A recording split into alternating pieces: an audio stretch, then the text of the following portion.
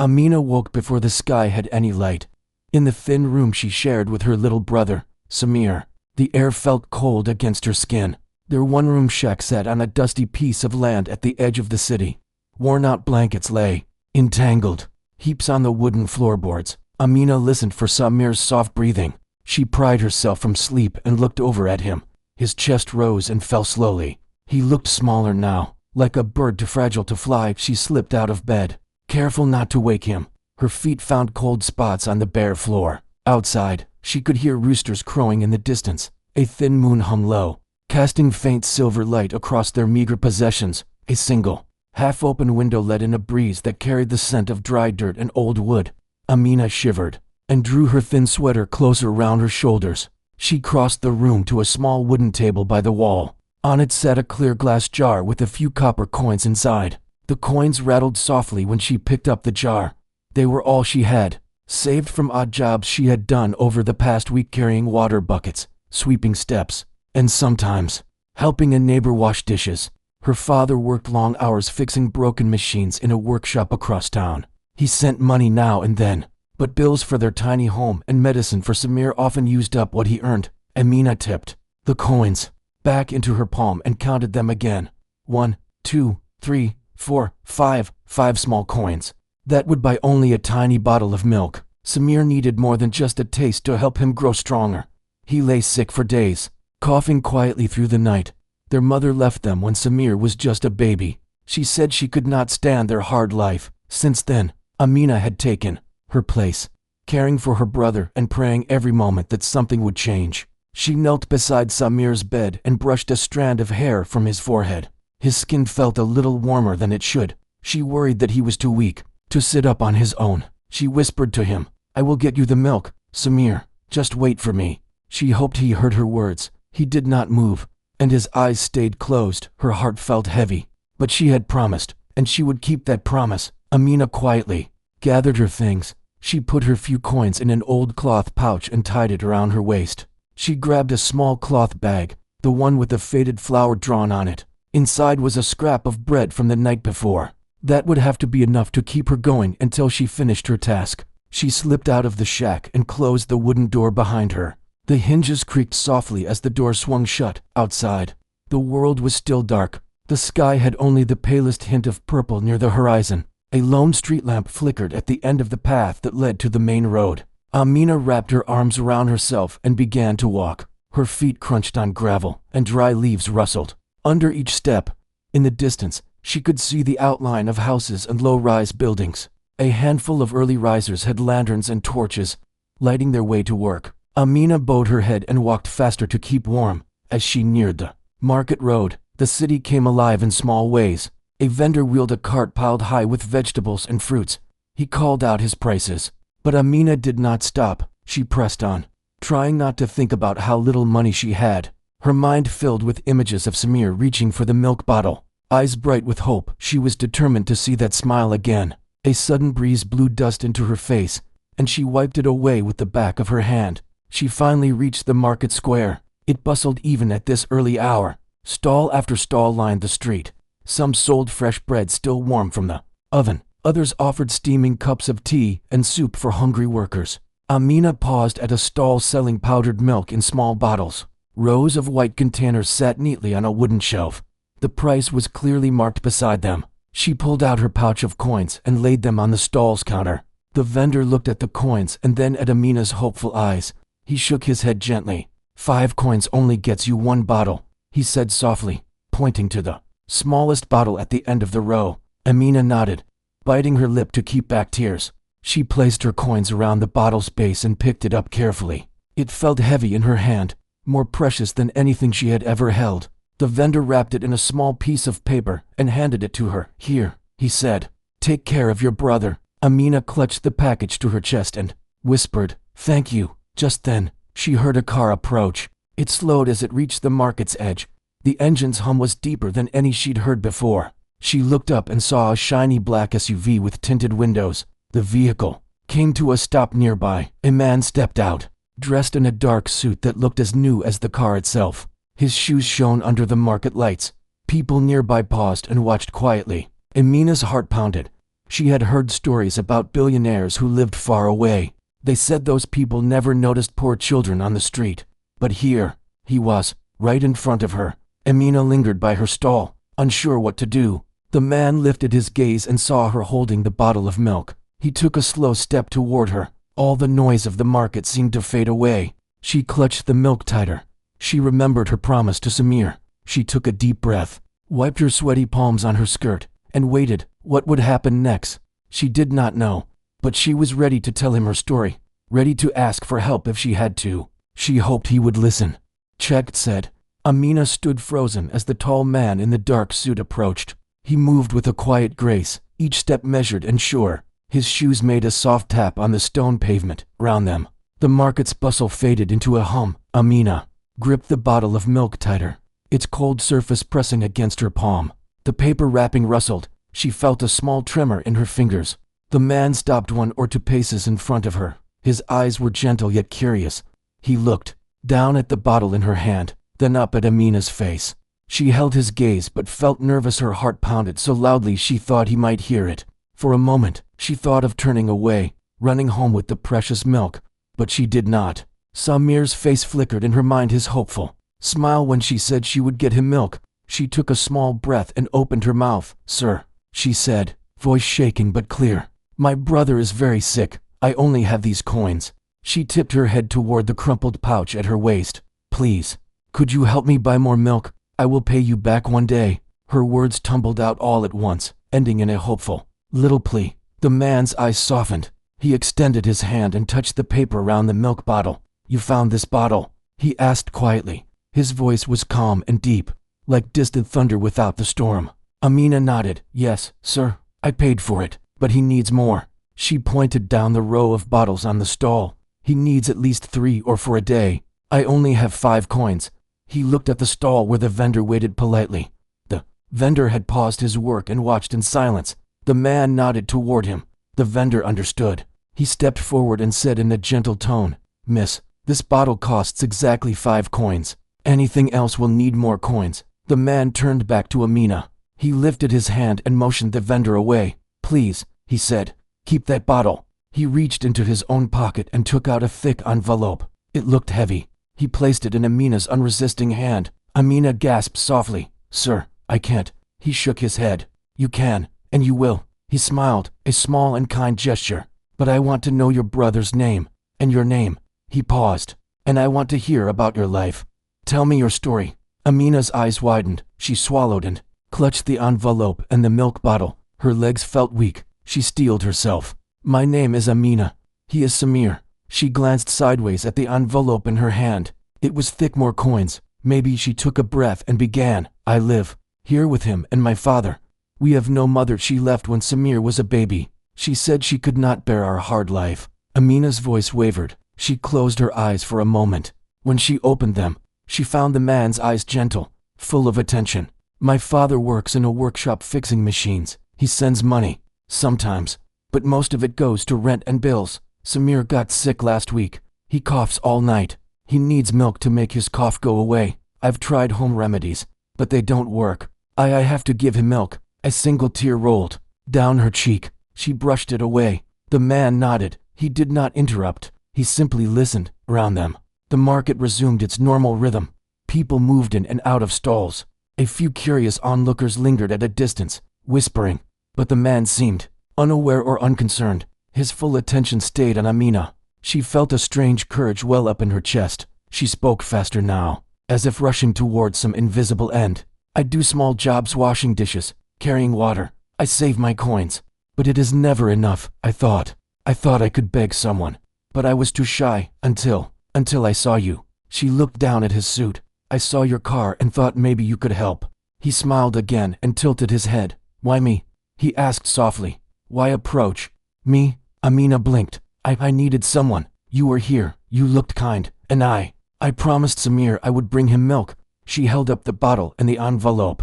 "I kept my promise." He studied the envelope in her hand. "May I open it?" he asked. She hesitated, then nodded. He carefully opened the envelope and pulled out a stack of neatly folded bills. They were bright and new. Amina recognized the symbol on the corner. They were the richest bills in the country. Her jaw dropped. How much is this? She whispered. He counted aloud. 100, 200, 300. He paused. 400. He looked at her. Yes. He refolded the bills and slid them back into the envelope. This will buy milk for Samir for a month. Amina felt tears fill her eyes. She shook her head. I don't deserve this. He shook his head gently. You do deserve this. You showed courage. You care for your brother. That is a good thing. He took a step back and bowed his head slightly. I saw something of my own life in you once. I was poor, too, once. No one helped me. I want to help you. Amina blinked, shocked. She had heard of billionaires, but she never thought she would meet one. She swallowed hard. Sir, thank you. She bowed her head, pressing the envelope to her heart and holding the milk bottle with both hands. I will do my best to repay you one day. He waited, and then he spoke again. I do not want repayment in money. I want you to repay kindness to someone else when you can. He looked around the market. This world moves better when people help each other. He squared his shoulders. But I also want to help you and Samir build a better life. Will you come to my community center tomorrow? I want to show you something. Amina's breath caught. Me? Here. She gestured at the busy market. I can't just follow you somewhere. He offered his arm. Politely. I will send a driver for you. Your father, too. If possible, I will speak directly with him. He paused. Think about it. No hurry. But please come. Amina nodded. She did not know why she agreed so quickly, but something in his calm voice made her trust him. Yes, sir. Tomorrow. He smiled. Good. Now, go home and take care of Samir. He turned and walked back to his SUV. Amina watched him until he reached the car. The driver opened the door. The man adjusted his suit, then climbed in. The car's engine rumbled to life. It moved slowly through the market, then sped away, leaving a swirl of dust and quiet all behind. Amina stood still for several long seconds. She blinked and then looked down at the envelope and the milk bottle. She felt warmth in her chest. Like the sun had peeked through a cloudy sky, she held the milk to her cheek, as if the cold glass were comfort itself. She remembered her promise to Samir and felt stronger. She turned and started toward home, her steps light but steady. As she walked, she thought of her father and how he would react. She thought of Samir's eyes when she placed the milk on the small table at home. She imagined him drinking with joy. She also thought of the man in the suit, who he really was and why he cared. She did not know all the answers, but she felt hope for the first time in a long while. She tucked the envelope into her pouch and held the bottle close. When she reached her shack, the sky was beginning to lighten. A few birds flew overhead, calling to one another. The city's noise crept back, distant horns, the murmur of early traffic. Amina opened the door softly. Samir lay still under his blanket. She set the milk gently beside him. He stirred and opened one eye. His face brightened when he saw the bottle. Milk, he whispered. Amina smiled and sat on the edge of his bed. She brushed his hair back. Yes, Samir, I got it for you. She looked at him and felt tears of relief fill her eyes. She hugged him gently. Drink slowly. It will help you get better. He took the bottle and sipped carefully. Amina watched him, her heart full. Outside, the sun rose, painting the sky in soft pink and orange. A new day had begun, and with it, a new chance for Amina and Samir. She did not know what tomorrow would bring, but she knew she and her brother would face it together. And she knew that a single act of kindness had changed their lives forever. Amina could hardly sleep that night. Every sound made her heart leap. The creak of the wooden door, the soft wind whispering through the cracks in the walls, even the distant bark of a dog. She lay awake, clutching the envelope next to her pillow. In her mind, she saw the kind face of the man in the suit and heard his gentle voice inviting her and her father to the community center. What would it be like? Would her father agree? Would Samir be safe while she was away? Before dawn, Amina rose quietly and tiptoed to Samir's small bed. She brushed his hair gently and whispered, "Tomorrow, you will have more milk, and something good will happen." He stirred, murmured her name, and drifted back to sleep. Amina smiled softly, kissed his forehead, and returned to her bed. Though she could not sleep much, she felt a warm glow of hope in her chest. When morning light filtered through the window, Amina hurried to find her father. He sat on a wooden stool by the door, his hands rough and calloused, holding a cup of tea. His eyes were tired, but they brightened when Amina showed him the envelope. "Father," she said, voice trembling with excitement, "this is from the man in the suit. He invited us to his community center today. He wants to help us." She held out the envelope. letting him feel its weight. Her father stared at it for a long moment. Then he gently pushed his empty cup aside and wiped his hands on his worn trousers. He looked at Amina, searching her face. "Are you sure this is safe?" he asked softly. His voice was filled with both concern and curiosity. Amina nodded. "I trust him, father. He was very kind." She told him how she had met the billionaire the day before and how he had listened to her story. She described the bills inside the envelope. Enough to buy milk for Samir for a month and the man's wish that they visit the center. Her father's eyes filled with wonder. He brushed a hand through his graying hair. "All right, my child, we will go." He reached out and squeezed her hand. "We will go together." Amina smiled. Relief washing over her, she ran to get Samir. She shook him gently until his eyes opened. He sat up and blinked sleepily. Amina knelt beside him and said, "We have somewhere to go today. You will get more milk and meet a nice man." Samir's eyes widened. "Milk?" he asked, voice hoarse. Amina nodded. "Yes, Samir, lots of milk." She kissed his forehead and beckoned her father. Together, the three of them stepped outside into the soft morning light. A black car waited at the end of their dusty path. A driver dressed in a neat uniform stood beside it, smiling politely. Amina's heart beat fast as they approached. The driver bowed his head respectfully. "Good morning. Mr. Farouk sent his regards and asked me to bring you here." He opened the rear door, and her father helped Samir into the seat. Amina climbed in last, her eyes wide as she took in the plush interior. The seats were soft leather, and the windows were large. She pressed her forehead against the cool glass and watched her neighborhood shrink behind her. The ride was quiet, except for the hum of the engine. Amina and her father exchanged glances but said little. Samir clutched his favorite blanket and stared out the window, his small face filled with wonder. The city passed by in a blur of shapes and colors: rooftops, trees, other cars, people walking. The car traveled along a paved road that grew wider and cleaner. Soon, they turned onto a quieter lane flanked by green hedges. The driver slowed and stopped before a building that looked both modern and welcoming. Tall windows let light stream from inside. A sign read Farouk Community Center. Flower beds lined a paved path leading to the entrance.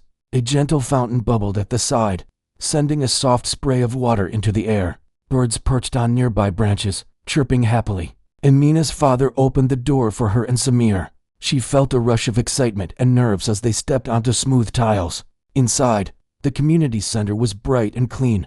White walls stretched up to a high ceiling, where sunlight filtered through skylights. Soft music played in the background. On the left, a reception desk held colorful brochures. Behind it, two smiling women greeted them. On the right, rows of comfortable chairs faced a small stage, where speakers usually stood. Amina clutched her father's hand as they walked to the desk. One of the women introduced herself as Ms. Leela. She knelt to Samir's level and said, "Hello, Samir. We've been expecting you.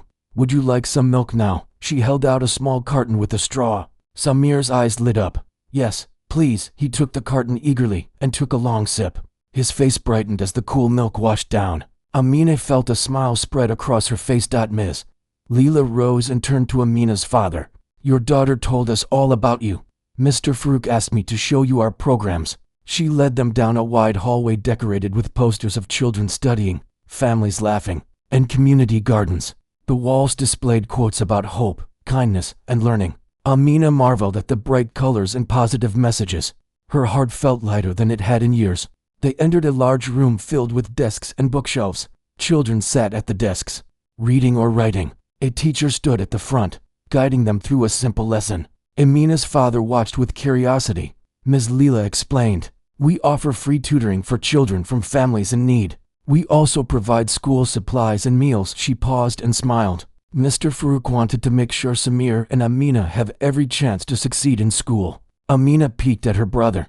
He looked healthier, his cheeks slightly rounder than before. She felt a wave of gratitude. Teachers waved at them, welcoming them warmly. Amina's father nodded, impressed. He whispered to Amina, "This is wonderful." Ms. Leela guided them to another room where people learned different trades: sewing, carpentry, computer skills. Women and men sat at tables with sewing machines. Others worked on wooden projects or practiced typing on laptops. "We help adults learn skills so they can find better work," she explained. "Your father is a machinist, right?" Amina's father nodded. "We'd love to offer you advanced training and help you find more stable employment." He looked surprised. "Really?" he asked. She nodded. Yes, we believe in empowering families. Amina's father smiled broadly. For the first time, he felt his world might expand beyond odd jobs. Ms. Leela then led them to the medical room, where a nurse checked Samir's temperature and listened to his breathing. He's doing much better already, the nurse said kindly. Regular milk and proper nutrition will help him recover fully. Amina watched her brother with relief. His cough had lessened already. She felt a warmth of hope rising in her chest.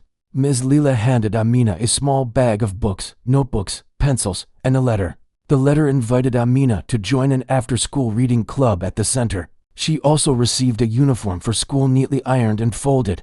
Amina's eyes filled with tears of joy. Thank you, she whispered. Ms. Leela smiled and placed a gentle hand on Amina's shoulder. You have a bright future ahead.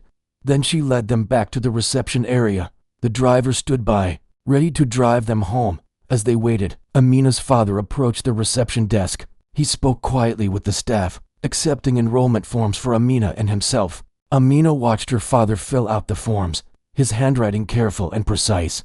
He looked up and caught her gaze. He gave her a proud nod. Before they left, Ms. Leela appeared with 3 more cartons of milk, a small loaf of bread, and fresh fruit. For the journey home, she said. Amina took the items gratefully.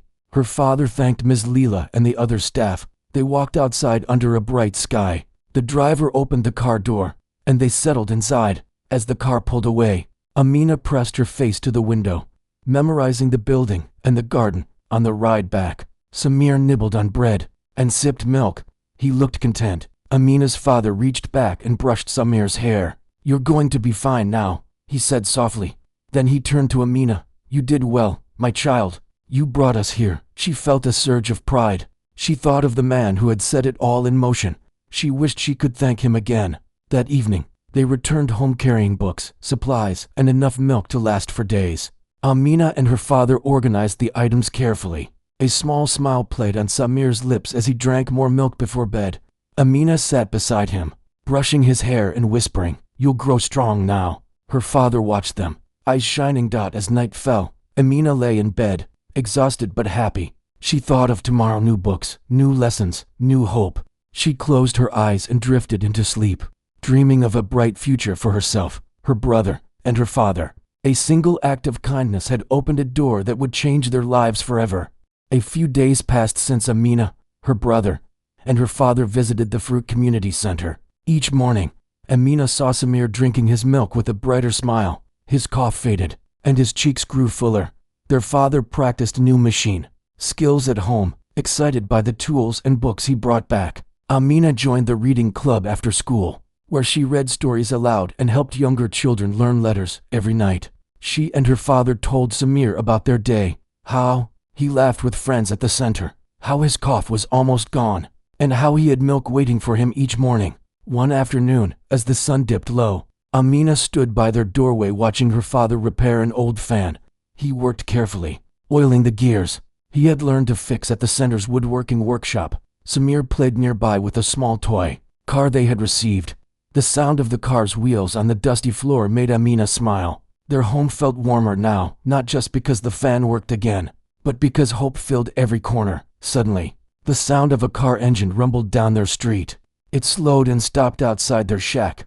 A sleek black SUV with tinted windows glistened in the evening light. Amina's heart raced. She remembered their first meeting with Mr. Farouk, and she wondered what this visit might bring. She exchanged a glance with her father, who paused his work and straightened his back, curious. Samir looked up, eyes wide. A man stepped out of the SUV. He wore the same dark suit that Amina remembered, but now his face showed a warm smile instead of the serious expression she had first seen. He carried a small leather briefcase. Good evening, he called softly. I hope I am not intruding. Amina's father set aside his tools and wiped his hands on a rag. He stood, nodding respectfully. You are welcome here, he said. His voice held both gratitude and surprise. The man closed the car door behind him and walked toward them. I have come to follow up on our meeting, he said, looking first at Amina, then at her father, then at little Samir. How are you both doing? Amina felt her chest tighten with emotion. She stepped forward and said, Sir, Samir is much better. He drinks his milk every day. And I started the reading club. She pointed to Samir. who gave a shy wave, and then to herself, I help younger children learn. The man's smile widened. He opened the briefcase and lifted a thick envelope. I promised you I would not treat you like charity, he said. Instead, I want to help you build a future. He handed the envelope to Amina's father. Her father took it gently and opened it. Inside were documents. One was a letter offering her father a scholarship for an advanced vocational program. Another was a certificate enrolling Amina in a free boarding school program with full support for tuition, books, and meals. And there was a card with Mr. Frooks' personal contact number. Amina's father read the letter aloud, his voice catching. This scholarship covers your living costs, tools, and training to become a certified technician. We will place you in a stable job at a local factory when you complete the program. He looked up, eyes shining. I don't know what to say. Say only that you will do your best. The man said kindly, I know how hard you work. I believe you will succeed. He then turned to Amina. And you, young lady, have a bright mind. I want you to continue your studies without worry. I have arranged for you to attend the boarding school starting next month. You will live there, study, and come home on weekends. They will also take care of Samir when you are away, so you can focus on your lessons. Amina's eyes filled. With tears, she pressed one hand to her chest, feeling her heart pound. Thank you, sir, she whispered. I promise I will study hard. The man nodded. I know you will. I've seen your courage and your care for Samir. That tells me everything I need to know. You come from a strong family. He paused and looked around their small room. And I want to help this neighborhood, too. He opened the briefcase again and pulled out plans and drawings. We will build a small learning center here closer to your home, so that children who cannot travel to my community center can still get help. The model will be similar: tutoring, milk, meals, and life skills.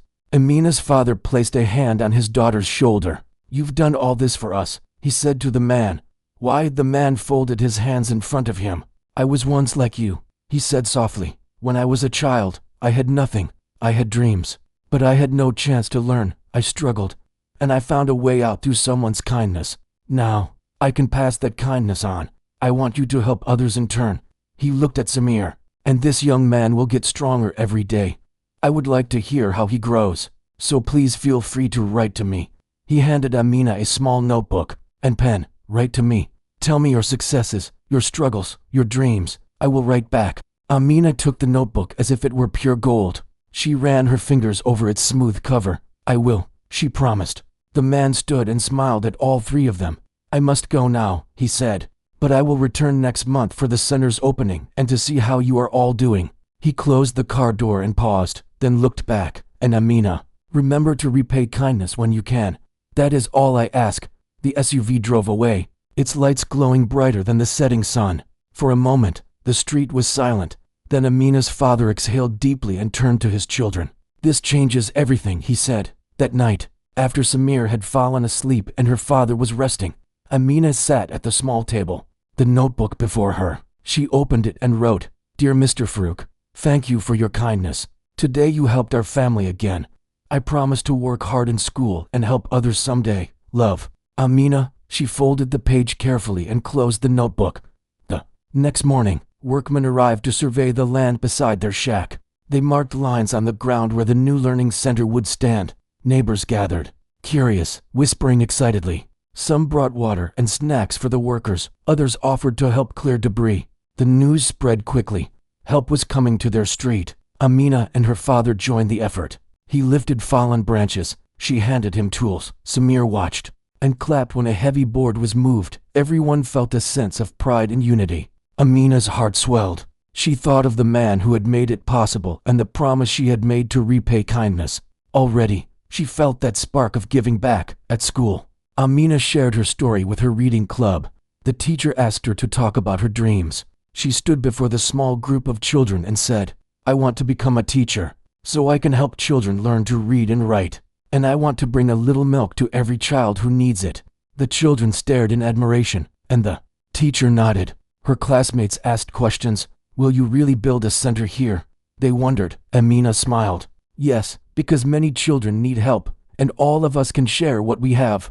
They clapped and chattered about how they could also collect coins to help Samir's friends. Back at home, each evening Samir slept soundly. Amina checked his temperature with the thermometer she had bought from her first envelope of funds. His temperature was normal now, his breathing was steady. She smiled and whispered, "Good night, dream of being strong and happy." She closed the door softly and returned to the notebook. She wrote another letter. "Dear Mr. Farouk, work has started on the learning center here. Our neighbors are helping. I hope many children will come." She sealed the envelope. Weeks later, when the new center's foundation was laid, the man in the dark suit returned. This time he walked in openly, shaking hands with every neighbor, praising their teamwork. He spoke to the gathering crowd. "This center belongs to all of you. It is built on kindness and hard work. I will fund its operations for 1 year.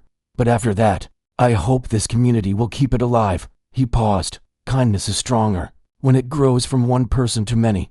He looked at Amina's family.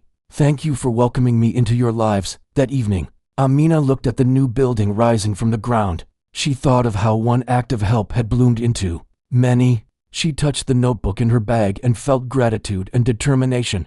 One day, she would teach there, and she would pass on the promise she had received. She would repay kindness not to the man in the suit, but to children who needed hope. And she would remember always that a single chance, given with respect and belief, could change many lives forever.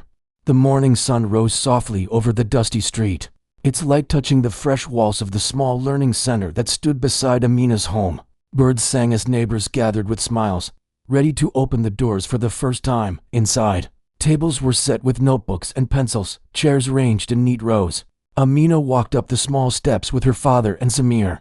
Her heart beat fast with excitement. This was the day she had dreamed of, the day that promise would become real for many children, not only for her and Samir. She stepped into the bright room first. Her eyes took in the colorful posters on the walls, letters of the alphabet, numbers, and pictures of children helping one another. She ran her fingers along the edges of a desk and saw her name written on a nameplate, Teacher Amina. She smiled, almost unable to believe it. Beside her, the man in the suit, Mr. Farouk, stood quietly, watching her with gentle pride. Her father stood behind her, eyes shining. He wore a clean shirt and held a folded letter from the scholarship program. He looked stronger now, his hand steady as he held the paper. Amina had never seen him so happy. And Samir, small but brave, carried his favorite blanket and a carton of milk. He had grown taller in the weeks since he first tasted that milk. His cough was gone, his cheeks round, and his laughter bright.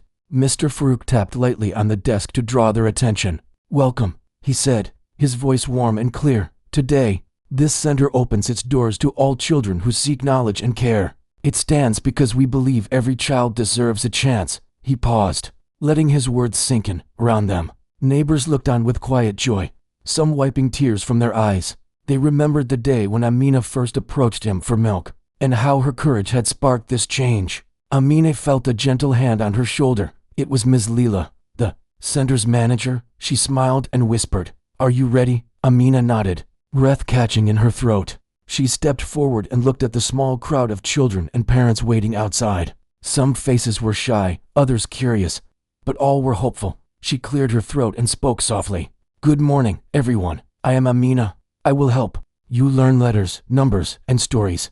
I will also share with you the kindness that was given to me." She paused, then added, "And we will share milk and snacks together, so our minds and bodies grow strong." A gentle clap rose from the crowd, then another, until applause filled the room. Amina's father joined in, pride shining on his face. Samir giggled and clapped too. Milk carton held high. Amina felt warmth flood her chest. She led a group of children to the first row of desks. As they sat, she handed out notebooks that had her own name written on them, with pictures drawn by volunteers of children reading beneath a bright sun. The morning lesson began simply. The letter A. Amina showed a picture of an apple and said the word slowly, letting the children repeat after her. Some stumbled at first, their tongues finding the sound strange, but soon, bright voices rose in unison. "Apple." Amina smiled broadly. She asked a boy named Karim to come up and draw an apple with careful strokes. He sketched a round shape and colored it red. The room cheered, and Karim's eyes sparkled with pride. Meanwhile, outside the door, Ms. Leela set out small cartons of milk and pieces of bread on a low table. Later, during break, the children would come out and sit on low benches to share their snack. Amina planned to tell them why kindness mattered, how a simple act could grow into something big and beautiful. just as Mr. Farouk had shown her. After the first lesson, Amina gathered the children for a gentle story. She opened her own notebook where she had written letters to Mr. Farouk. The children leaned in as she read aloud. Dear Mr. Farouk, thank you for giving us this place. We will fill it with laughter, learning, and help each other. She closed the notebook and looked at the children. We can all write letters or draw pictures to share our dreams, and we can help each other learn. The necks are passed in a blur of activity, tracing letters, counting with wooden beads, and drawing pictures of families and homes. Amina moved from desk to desk, bending to help Yara with her handwriting, guiding Hazen's fingers as he placed beads on a string. She felt joy in every smile, every small success.